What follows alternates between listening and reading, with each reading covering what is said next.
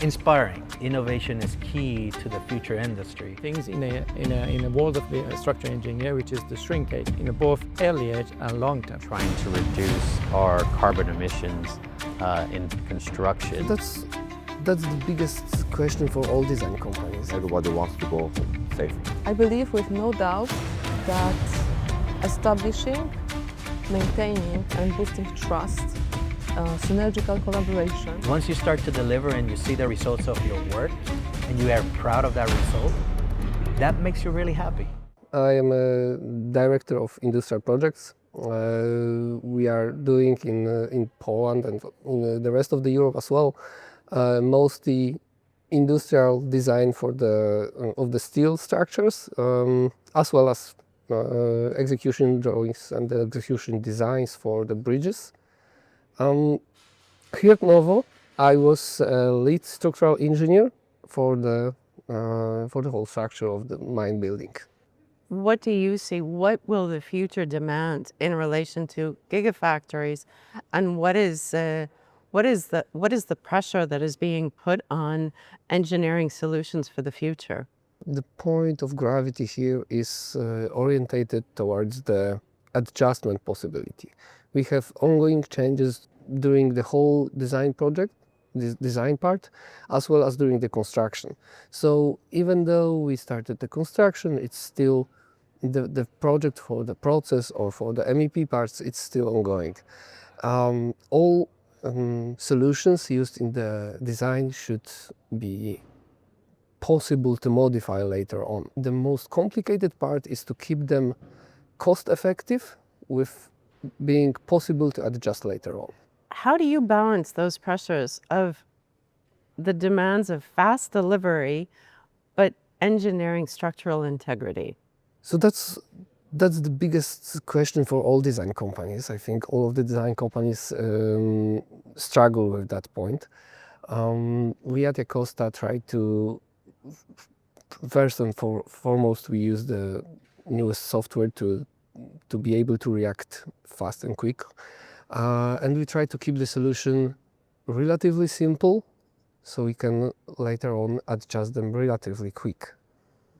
I know you had a pivotal role in selecting the Combideck solution, which Primekss offered, which allows for future adjustments.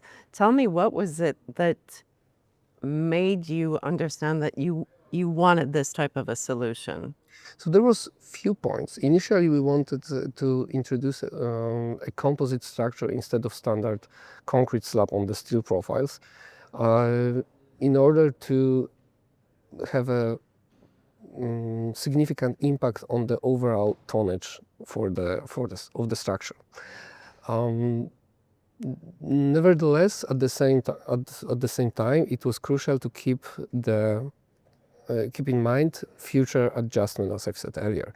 So we needed to find a solution that will combine those two things. We restricted ourselves on the composite parts to stay flexible in order to be able to drill some holes or penetration later on that will not affect the overall structural stability and capacity of the floors.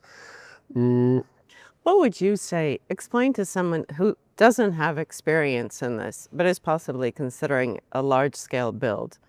What does this mean? Provide an example of how the Combideck solution impacts the future of your building. I understood that one of the aspects was that by choosing such a solution, however the way in which the floor is poured, that in the future, wherever you may need to cut a hole, that's possible. So we have prepared during the design some kind of rules that if in future will be followed, it doesn't require, for example, additional statistical calculations. So over the whole floor, we have pointed out, or if you follow the rules prepared earlier, you can drill the holes, even big ones, like with 1 meter, over 1 meter diameter. You can still drill them without being concerned about the impact on the overall stability.